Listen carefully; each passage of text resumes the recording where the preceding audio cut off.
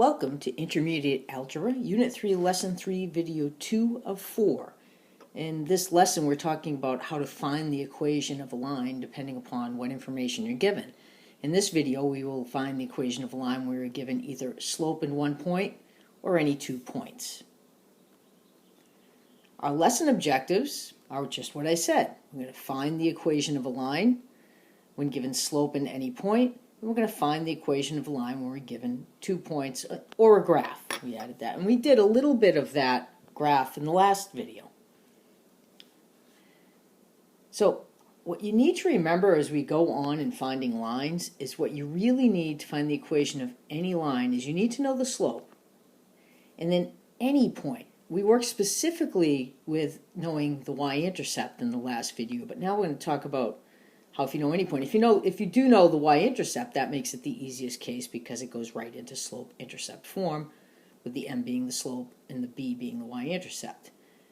So whatever they give you, you have to keep in mind your object is always to find slope in 1 point. If you're given 2 points, just use one of them. And if you're given 2 points, use those to find the slope, is what we'll see here. The techniques you learn in this video are used over and over again. You'll see them well into calculus. So pay attention and do well.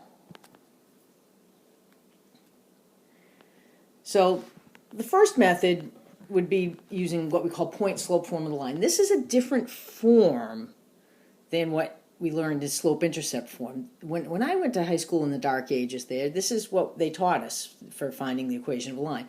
But you can actually just use slope-intercept form also. But I want to show you this because you may see this again.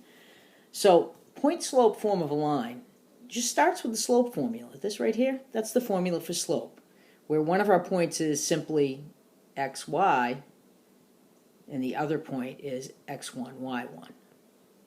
Okay, so that's our formula for slope, y minus y1 over x minus x1, rise over run. So then, to rearrange this to make it not be a fraction, you multiply both sides by x minus x1, and that gives you this. And then we have just simply written it in the other direction with y minus y1 on the left. Now, you usually, if you have a point and a slope, the point you're given replaces the y1 and the x1. And make sure you do them in the right order because your point is given xy, but y shows up first here. So make sure you pay attention to that.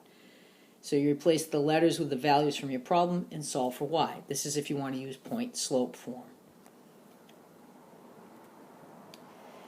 If learning one form is about as much as you want to handle right now, we can also use slope-intercept form to find the equation of a line. So here is our slope-intercept form. Y equals mx plus b. You're given a point. The coordinates of that point replace the x and the y. And every equation of a line has an x and a y in it. So you might be thinking, why am I replacing them? That's just temporary. That will allow us to find m and b. So assuming we're given a point in the slope. Now, if we didn't have the slope, we would have 2 unknowns in one equation. You can't do that. You need the same number of equations as you do things to find. So if you're given the point and the slope, those 3 things are found. You plug them in, and now you have just one letter to solve for, and that's b. Most of you probably saw this that way in high school. And you'll see some examples now. In this first example, I used the first method with point-slope form of the line. So find the equation of a line with slope 5 that goes through the point 2, negative 4. So what that tells me is m is 5, x1 is 2, y1 is negative 4. And that's what I've replaced here. Here's my y1, there's my m, there's my x1. And now I distribute the 5. 5 times x is 5x. 5 times negative 2 is negative 10. I subtract the negative 4 to get a positive 4 here. So I end up with y plus 4 equals 5x minus 10. I subtracted 4 from both sides. So if I do this and do this, I end up with y equals 5x minus 14. So now I was given a slope and 1 point, and I found the equation of a line.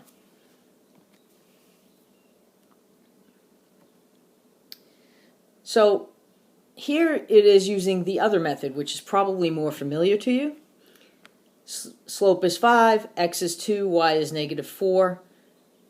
I plug in all the information I know right there. And then I simplify the 5 times 2 to be 10. I subtract 10 from both sides, and I find b. But you're not done. You were told to find the equation of the line. Your answer needs to look like an equation of a line. So you go back to your original form, and now you know m and you know b, and y and x should always appear.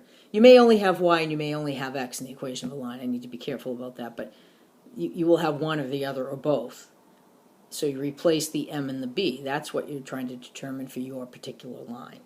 So y equals 5x minus 14 is the answer. The 5 was given. The 14 was found. The -14 was found. So now you try it. You go through these examples.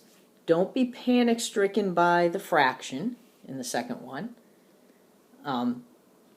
When you multiply a fraction by an integer, you just multiply the top of the fraction because the integer, so 3/4 times 8 is the same as 3/4 times 8 over 1. And to multiply fractions, that's easy. You just multiply top times top over bottom times bottom, and you can reduce that fraction afterwards. And you can do that. You can even do that arithmetic on your calculator, and if you don't know how, make sure you find out and have me show you. So try these two, stop the video, and then come back and check your answers. Okay, you're back. Let's see. Here are the solutions, and again, this is not the last slide of the video. So for the first equation, you actually found b equals 0, and you got y equals -5x. And I did out the solution for you if you want to stop the video and take a look at the actual solution. And here is the actual solution. For the second one, y equals 3/4 x minus 8. So let's move on. So what about if I'm given 2 points? So far I've given you slope and 1 point directly. Well, if you're given 2 points, the first thing you have to do is take the 2 points you're given and turn that into slope. We learned that earlier, that slope is y2 minus y1. It's rise over run. So you find the change in the y's, and using the points in the same order, find the change in the x's. Now which order you use doesn't matter, as long as you use the same order. Whatever point you start subtracting from in the top, you use this x value of the same point in the bottom. And then you find the equation using the techniques for slope and 1 point, because now you will have a slope and you just choose either point to use. It's an example of that coming up. So here's an example using 2 points. I labeled my points. x1, x2, x1, y2, x1, y1. Wow, I'll get this right. x2, y2. Second point has a 2 subscript first point. So I'm going to do a y2 minus y1 on the top over a 3 minus a -5, and be careful of that on the bottom. Notice I do that in that order. I do the rise first and then the run, because if I had done the x's first, which is our tendency, because it comes first, we'd also probably write the fraction upside down, and you don't want to join the upside down slope club. It's not a fun club. So here I do the rise over the run, and I get -3/4 is my answer. That's my slope. Now I have to pick one of the points to use. I chose to use the first point, but I could have chosen to use the second point and gotten exactly the same result. So I use the first point and I plug in